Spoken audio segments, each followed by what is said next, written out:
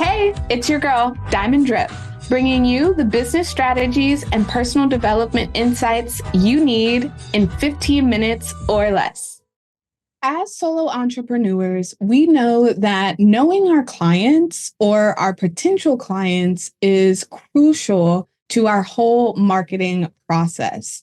And so, in the spirit of this importance of client avatars, I wanted to peel back the curtain as I design my client avatar. When I went to school for visual communications and graphic design, we would have projects where we were assigned little mini briefs, which entailed what the company was looking for in terms of their launch goals. And then we had to come up with these personas that we would then create for. So that way we have a vision in our mind of what it is that our clients need.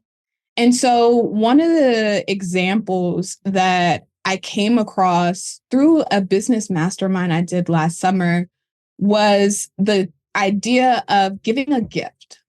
Many of us would feel a lot better buying a gift for someone that we know versus someone that we don't. And the main reason for this is because if we're shopping for a gift for someone that we know what they need, we know what they want, we know what is going on in their lives. So we can possibly get a gift that will prep them for something that's coming up in their life.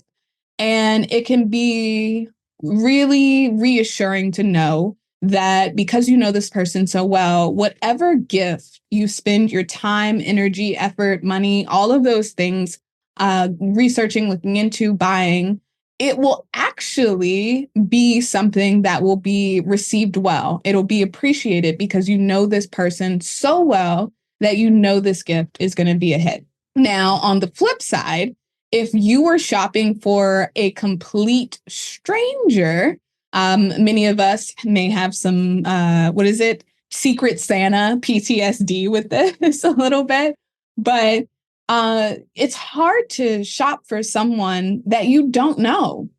And so, again, in the spirit of getting to know your clients better, I want to ask you 15 questions to help you come up with a different way of looking at your target market. Many of us look at our target markets as demographics. So we're like, women over 40 who are in the health and wellness space, who've been in business, a couple of years, and then we know their pain points. But when you ask yourself these types of questions about who you're looking to serve and feel the most called to serve, it can, again, change the perspective more intimately, and it'll just help you create better copy, create better content, create better events that will then convert your ideal target audience. So these are the questions to help you channel your inner buyer.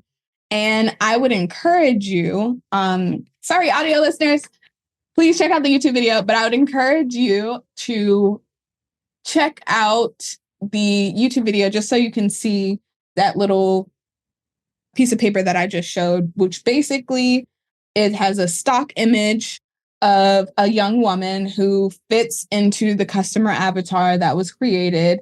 It has a quick snapshot on her demographics, where she's located, how old she is, and things like that. But then the actual blurb has these intimate details that you can actually use these questions to pull from. And so what keeps them awake at night with eyes wide open? The way that I like to approach this question is with the pillow talk test. So the way it's phrased, what keeps them awake at night with eyes wide open? We've all been there, I'm sure, at some point in our lives where we're just so stressed and so frustrated about something that it is preventing us from getting to sleep. When I think about the pillow talk test your marketing and see, is this something that someone would roll over to their partner and say? Or does it sound like it is marketing speak? What do I mean by this? I know a few healers who specialize in working with clients who suffer from anxiety and depression. You'll hear people complaining about maybe chronic pain that they're going through. They're like, my neck and shoulders, my lower back is always hurting. I wish I could do something to just relieve this pain. I keep going to the doctors. They keep telling me they don't see anything on x-rays, on MRIs, on all of these different things, but I feel pain. How can I get the pain to go away? So that might be an example of something that's keeping them wide awake at night. And what you don't want to do is come right out and just, say something like, are you suffering from anxiety or depression? Because those diagnoses, like, yes, if you were diagnosed with something, but a lot of people don't know enough to know that they have a diagnosis. They just know something is wrong, but they may think that it's not as severe that they need to go get help. So what they can relate to is what is actually keeping them up in their language. And this is why with my clients, I talk and I encourage them and give them the tools to do potential client interviews, because it is imperative to get the language that you need to actually wake your people up and let them know that you're talking to them. So I know I dove deep into that first question. Some of these will go quicker than that. But what keeps them awake at night with eyes wide open? The next question I want you to think about is, what are they afraid of? As I lean more into this work with converting shadows into gifts and really taking care of that inner child who was programmed to believe the shoulds and coulds and things that didn't necessarily fit their design, but they felt like they had to fit into a mold. A lot of fears about what you can do come up from that. And so to know what your people are afraid of, like really truly know, can be crucial, because you can speak to those fears, you can speak to that pain. Another question you can think of is, what makes them angry? Or perhaps even, what is their biggest frustration? Now, when I did this exercise, I actually wrote them out both, because there's a lot of things that would make my ideal client angry. But which of those are their biggest frustration? 100%, it's a different, it's picking one. What trends are going to affect them? Now, the way I took this question was, what marketplace trends? So for me, I wrote down that AI is a huge trend that's going to affect, because as a coach, as a consultant, a lot of what I help my clients with is information. And with the rise of AI, you have little chatbot assistants everywhere. There's even certain apps that are trying to use it as therapy. So AI being able to provide information, exercises, insights into things that can help people, that is 100% going to affect it. And that's why connection is so much more important a lot of times than the actual content itself, because through that connection, it can be customized content and the fluff can be gone. Another one that I wrote down was group coaching is a huge trend right now. There are a lot of coaches who are looking to get more time freedom back in their schedule. So group coaching is something that a lot of people are trying to move or convert to. I'm not one of those people. So yes, the trend is going to affect me simply because people want community. But one of the things that's going to set me apart in this trend of group coaching is the fact that I offer individual one-to-one support. Because in a time where it can feel like scraping for individual time because everyone's in a group program, those individual programs are really going to be more fruitful. Next, you have, what is their secret desire? One they wouldn't even tell their therapist. Now, I tell my therapist a lot, pretty much everything every 2 weeks.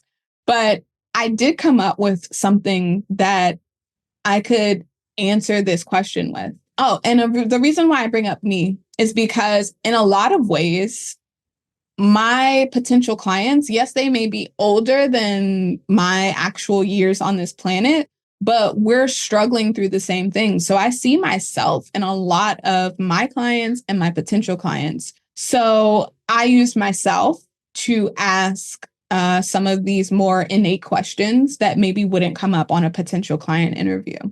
Do they have a built-in bias?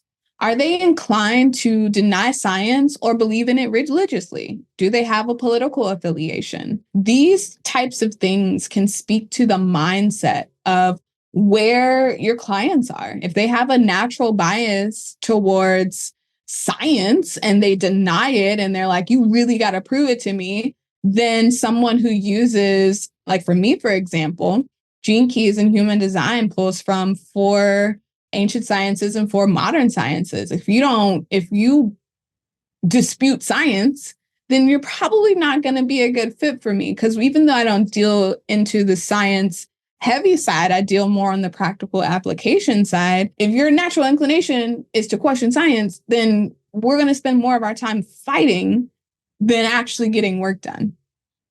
Do they have their own jargon? For example, if my target audience was a guy, like, what's up, my man? Like something like that. I wouldn't say that, but I did note down a few things that I do notice throughout my clients. Like a lot of them refer to their clients in terms of endearment because they want to create that intimacy, that closeness. What magazines would they buy? Do they usually read a newspaper? These things can speak to what are they filling their minds with when they choose to read something? What websites do they spend most of their time on? How does their day look like? And this is a really big one, especially if you are a coach or consultant leaning towards group programs. Being able to identify what your client's day looks like can help you with picking a time for the meeting of the group call. Is the evening the best? Is early morning the best? What do your people do on a day-to-day basis, and how can you fit into that? Next, you want to know what the underlying emotion of the market is. So I pulled a lot of pain points from the potential client interviews that I had done. And I just saw what are the overlying themes of what people are saying right now. And I pulled from there. Then you have what's the thing they crave above anything else.